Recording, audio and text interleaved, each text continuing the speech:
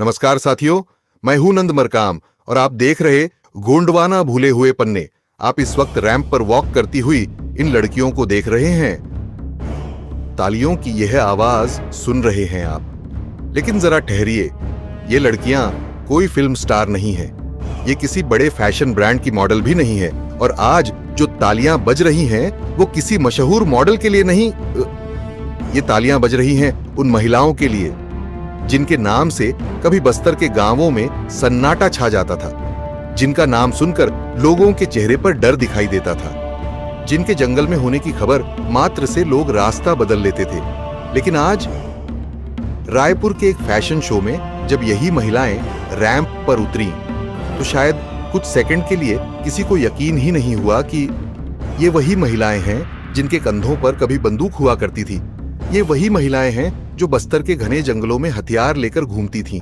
और आज उनके हाथों में बंदूक नहीं है, उनके हाथों में साड़ी का पल्लू है, उनके सामने पुलिस की बंदूकें नहीं हैं, उनके सामने खड़े हैं लोग जो उन्हें देखकर तालियां बजा रहे हैं। और यही इस पूरी कहानी की सबसे बड़ी तस्वीर है, बंदूक से रैंप तक का सफर। एक ऐसी कहानी जो सिर्फ कुछ महिलाओं की कहानी नहीं है, बल्कि उस बस्तर की कहानी है जहां दशकों तक बंदूक, बारूद, डर और हिंसा की आवाज सुनाई देती रही, जहां शाम होते ही कई रास्ते सुनसान हो जाते थे, जहां बस चालक तक कह देता था, भैया आगे नहीं जाएंगे, क्योंकि आगे वो इलाका हो सकता था जहां जमीन के नीचे बारूदी सुरंगें बिछी हो, जहां पुलिस और सुरक्षा बलों की तलाश जारी रहती थी, जहां जंगलों में बंदूक के साथ चलने वाले लोगों के सिर पर लाखों रुपए का इनाम तक घोषित होता था।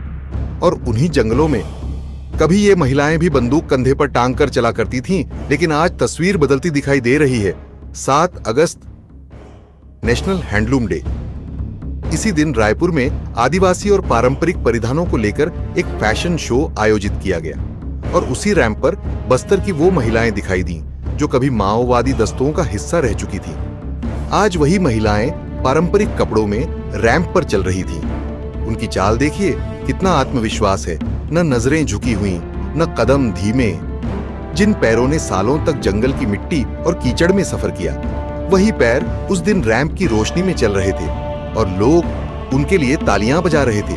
सोशल मीडिया पर कुछ लोगों ने इन्हें अलग अलग नाम भी दिए, लेकिन असली कहानी इनकी खूबसूरती या रैंप वॉक से कहीं बड़ी है। क्योंकि सवाल ये नहीं है कि ये महिलाएं आज कितनी खूबसूरत लग रही हैं, सवाल ये है कि ये महिलाएं कभी बंदूक उठाने के रास्ते पर गई ही क्यों थीं? इस सवाल को समझे बिना इस तस्वीर की पूरी कहानी समझना मुश्किल है। बस्तर में नक्सल हिंसा का दौर बहुत लंबा रहा है। साल 2010 को याद कीजिए। उस दौर में हिंसा इतनी भयावह थी कि देश का एक बड़ा हिस्सा इस समस्या की चपेट में था। दंतेवाड़ा के चिंतलनार में सुरक्षा बलों पर बड़ा हमला हुआ था, जिसमें 76 जवान शहीद हुए थे। उस दौर की तस्वीरें आज भी याद आती हैं तो दिल दहल जाता है। लेकिन उसके बाद सुरक्षा अभियान तेज हुए, कई माओवादी गिरफ्तार हुए, कई मुठभेड़ों में मारे गए और दूसरी तरफ सरकार ने बातचीत और आत्मसमर्पण के रास्ते को भी आगे बढ़ाया। धीरे धीरे बड़ी संख्या में माओवादी हथियार छोड़कर मुख्य धारा में लौटने लगे। आज भी लगातार आत्मसमर्पण की खबरें सामने आ रही हैं और इनमें महिलाओं की संख्या भी काफी महत्वपूर्ण है। कुछ महीनों पहले एक ही चरण में आत्मसमर्पण करने वाले लोगों में बड़ी संख्या महिलाओं की थी। यानी जो महिलाएं कभी जंगल में हथियार लेकर चलती थीं, उनमें से कई अब अपनी जिंदगी का दूसरा रास्ता चुन रही है। लेकिन सवाल है, आखिर आत्मसमर्पण के बाद उन्हें मिलता क्या है? सरकार की पुनर्वास नीतियों में आत्मसमर्पण करने वालों के लिए आर्थिक सहायता और रोजगार तथा कौशल प्रशिक्षण जैसी व्यवस्थाओं की बात की गई है। कहीं सिलाई सिखाई जा रही है, कहीं ड्राइविंग, कहीं प्लम्बिंग, कहीं कंप्यूटर, कहीं ब्यूटी पार्लर का प्रशिक्षण और कहीं दूसरे रोजगार के लिए कौशल विकसित करने की कोशिश की जा रही है। दंतेवाड़ा जैसे इलाकों में ऐसे प्रशिक्षण और पुनर्वास प्रयासों की चर्चा लगातार होती रही है। उद्देश्य यही है कि जो व्यक्ति कल तक बंदूक के साथ जंगल में था, आज उसके हाथ में कोई हुनर हो, कोई काम हो, कोई पहचान हो और सबसे जरूरी एक सामान्य जिंदगी हो। आप एक उदाहरण समझिए, बस्तर के जंगलों में रहने वाला एक युवक जिसका जीवन कभी जंगल में पहरा देने और ठिकाने बदलने में गुजरता था। फिर एक दिन उसकी मां ने उससे कहा, देखो बाकी लोग बदल रहे हैं, तुम भी अपनी जिंदगी बदलो। उसने पुलिस के सामने हथियार रख दिया और आज वह प्लम्बिंग का काम कर रहा है। ऐसी कहानियां सिर्फ एक व्यक्ति की नहीं है। कई लोग अब मुख्यधारा में लौटने की कोशिश कर रहे हैं और यही वजह है कि रायपुर के उस फैशन शो की तस्वीर को सिर्फ फैशन शो की तस्वीर समझना गलत होगा। ये तस्वीर एक बदलाव का प्रतीक है, लेकिन यहाँ एक दूसरा पहलू भी है और उस पर बात करना भी जरूरी है, क्योंकि आत्मसमर्पण करने वाले कुछ लोगों की शिकायत है कि उन्हें तत्काल मिलने वाली सहायता तो मिल गई, लेकिन जिन बड़े वादों की बात की गई थी, जैसे घर, जमीन, स्थायी रोजगार, उनमें से कुछ चीजें अभी भी पूरी तरह उनके पास नहीं पहुंची हैं। और अगर सरकार ने वादा किया है तो उस वादे को पूरा करना भी उतना ही जरूरी है, क्योंकि बंदूक छोड़ना सिर्फ एक दिन का फैसला नहीं है, उसके बाद पूरी जिंदगी बदलनी पड़ती है।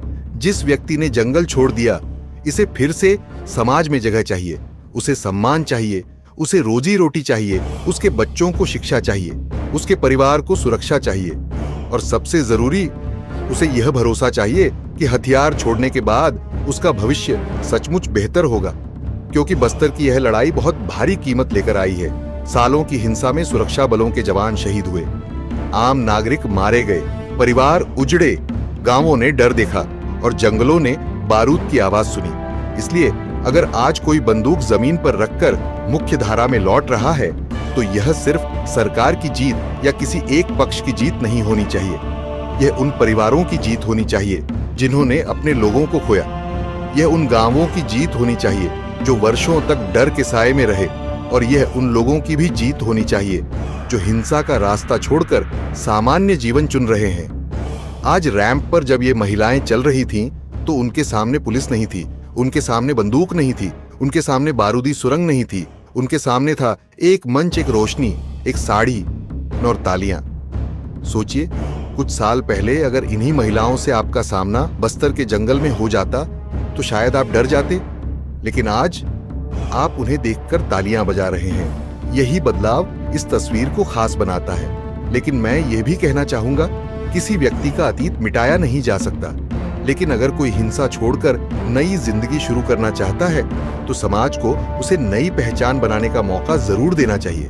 क्योंकि असली परीक्षा सिर्फ आत्मसमर्पण के दिन नहीं होती, असली परीक्षा उसके बाद होती है, जब कैमरे बंद हो जाते हैं, जब तालियां रुक जाती हैं, जब फैशन शो खत्म हो जाता है, तब शुरू होती है असली जिंदगी। पक्का घर, स्थायी रोजगार, सम्मान, शिक्षा, सुरक्षा और अपने बच्चों के लिए एक बेहतर भविष्य। इसलिए रायपुर के उस रैंप की तस्वीर को मैं सिर्फ फैशन की तस्वीर नहीं मानता। मेरे लिए यह तस्वीर कहती है, कल जिन हाथों में बंदूक थी, उन हाथों में आज हुनर हो सकता है। कल जिन रास्तों पर डर था, उन रास्तों पर कल विकास हो सकता है। और कल जिन जंगलों में गोलियों की आवाज आती थी, वहां आने वाले समय में बच्चों की हंसी सुनाई दे सकती है। लेकिन इसके लिए सिर्फ हथियार डालना काफी नहीं है। विस्थापित और प्रभावित लोगों के अधिकार, पुनर्वास, रोजगार, शिक्षा, स्वास्थ्य और सम्मान, इन सब पर ईमानदारी से काम करना है। तभी यह बदलाव स्थायी बनेगा। तभी बंदूक से रैंप तक का सफर सिर्फ एक तस्वीर नहीं रहेगा, बल्कि एक नई शुरुआत बनेगा। और शायद यही वो तस्वीर है जिसकी जरूरत आज पूरे हिंदुस्तान को है। एक तरफ अतीत की बंदूक और दूसरी तरफ भविष्य की उम्मीद। एक तरफ जंगल का डर और दूसरी तरफ रैंप की रोशनी। एक तरफ हिंसा और दूसरी तरफ शांति। मैं उम्मीद करता हूं कि यह तस्वीर सिर्फ एक दिन की खबर बनकर न रह जाए, बल्कि बस्तर के उन तमाम लोगों की जिंदगी में बदलाव लेकर आए जो आज भी बेहतर भविष्य का इंतजार कर रहे हैं। क्योंकि इम्तिहान एक शाम के जश्न का नहीं है, असली इम्तिहान है पक्का रोजगार, पक्का घर, सम्मान, सुरक्षा और एक बेहतर भविष्य। और अगर यह सब सच में मिलता है तो शायद आने वाले समय में बस्तर की पहचान बंदूक और बारूद से नहीं, बल्कि अपनी संस्कृति, अपनी कला, अपने जंगल, अपने हुनर और अपने लोगों की मुस्कान से होगी। तो दोस्तों, रायपुर के इस फैशन शो में रैंप पर चलती इन महिलाओं को देखकर आपको क्या लगता है? क्या यह सच में बस्तर में एक नए दौर की शुरुआत है? क्या बंदूक से रैंप तक का यह सफर बस्तर के भविष्य की नई तस्वीर बन सकता है? अपनी राय कमेंट में जरूर लिखिए। वीडियो पसंद आए तो लाइक कीजिए, चैनल को सब्सक्राइब कीजिए और ऐसी ही जमीन से जुड़ी कहानियों के लिए जुड़े रहिए गोंडवाना भूले हुए पन्ने के साथ। जय सेवा, जय गोंडवाना।